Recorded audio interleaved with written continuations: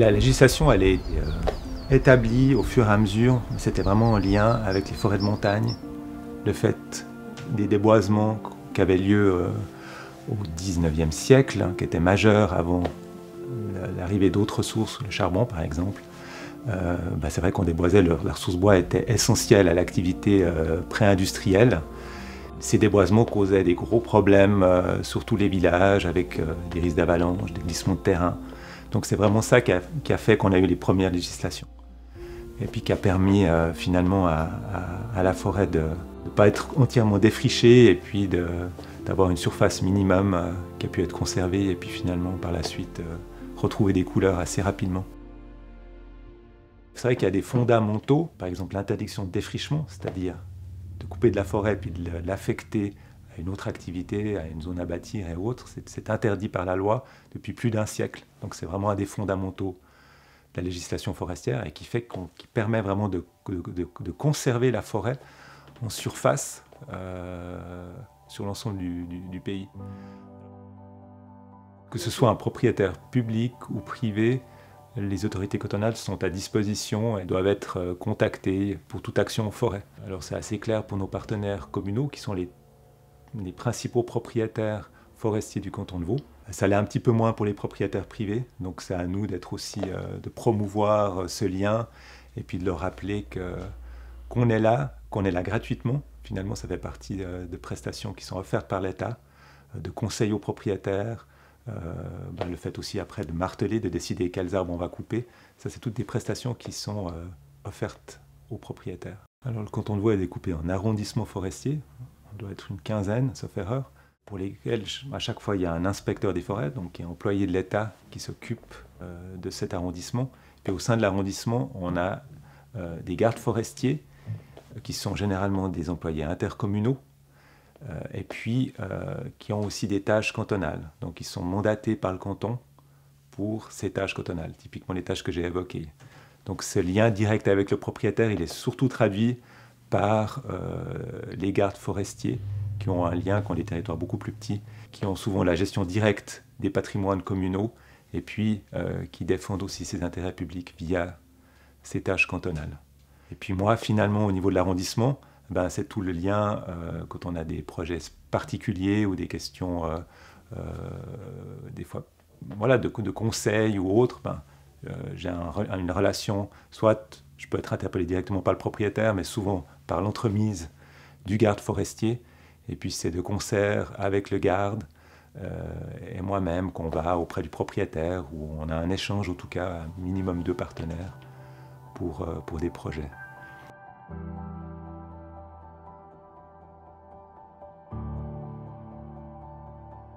Alors tout propriétaire public doit avoir un plan de gestion forestier, c'est-à-dire quels sont ses objectifs de gestion, quel est le fil rouge.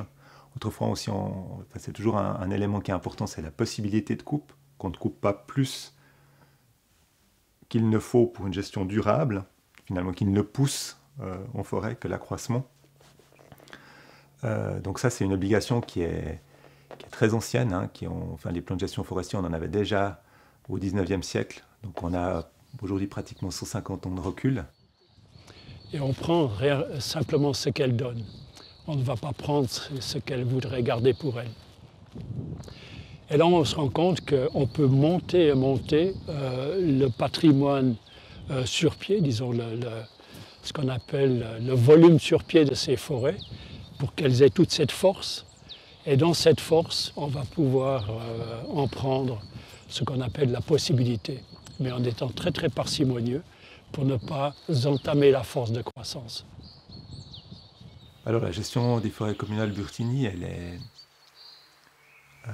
un petit peu particulière dans le sens où elle ne confie pas la gestion opérationnelle de ces forêts aux gardes forestiers pour lesquels on a donné mandat pour toutes les tâches d'intérêt public.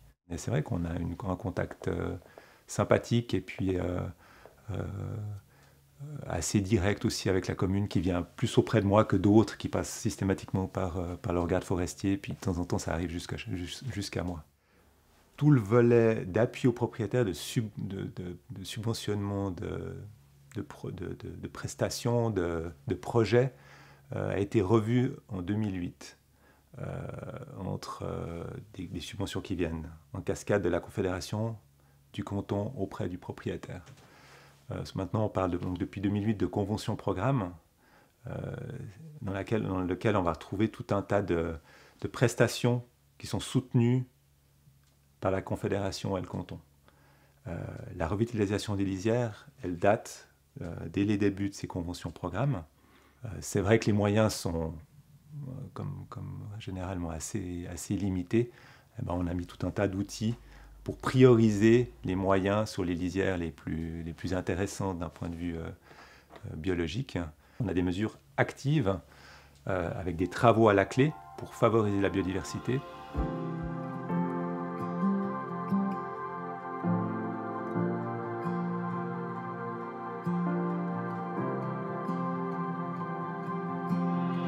La forêt peut difficilement se payer complètement par elle-même. Il faut être très honnête avec ça. Certaines opérations, comme par exemple les lisières, où il n'y a quasiment aucun produit qui est sorti, donc il y a juste du travail, c'est impossible de s'en sortir. Donc là, on a besoin d'avoir des aides de l'État, de la Confédération, comme pour les champs culturaux. Et si on parle purement de la coupe de bois, on arrive encore dans les conditions qu'on a, nous, ici à Burtigny, à s'en sortir sans avoir besoin de demander des aides. Mais, je dis quand même, pourquoi on arrive? Parce que tous ces gens qui travaillent dans cette forêt, c'est tous des passionnés, qui acceptent de travailler plus pour un salaire raisonnable, parce qu'ils aiment ça. Qu'est-ce que vous voulez? L'évolution climatique, les changements climatiques, c'est vrai que c'est au cœur, c'est de plus en plus au cœur de notre métier. C'est un grand questionnement. Ce qu'il faut savoir, c'est que Burtigny sont sur des sols profonds. Il y a suffisamment d'eau. Ce n'est pas des forêts qui sont en premier plan dans des problèmes de dépérissement. Et puis on essaie de revenir déjà dans la mesure du possible à les forêts les plus naturelles possibles. Donc des hêtraies, hein, puisque c'est vraiment l'essence dominante, c'est le hêtre, dans la quasi-totalité de nos forêts vaudoises, qu'on va même du pied du lac aux montagnes. Donc c'est vraiment de travailler à retrouver des forêts naturelles. Ça, c'est un des volets quand même qui est le plus important. La difficulté, c'est d'amener des essences qui vont pouvoir tenir dans un climat qui est en constante évolution, puis qui sont des fois à leur limite de tolérance aujourd'hui, qui seront peut-être bien dans 20 ans, puis dans 40, elles seront de nouveau à leur limite, mais inférieures avec l'évolution qu'on nous annonce.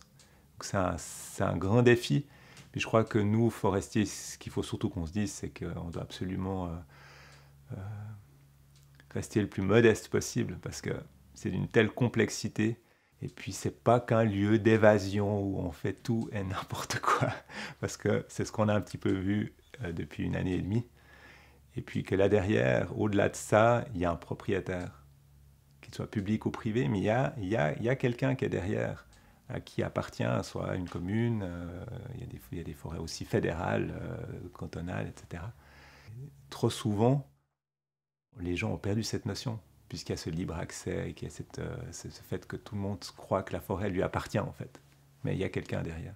Et c'est important de se rappeler. La vie d'un arbre, naturellement, c'est plusieurs siècles. Nous, on a une gestion dynamique où on exploite la ressource bois, donc on est plutôt de l'ordre d'1 siècle à 2 siècles si on est sur des forêts de montagne. Donc on réduit déjà passablement la vie des arbres. Donc à notre échelle, où tout s'accélère, je crois qu'il faut vraiment essayer d'imaginer cette dimension du temps qui est diamétralement différente quand on parle de forêt.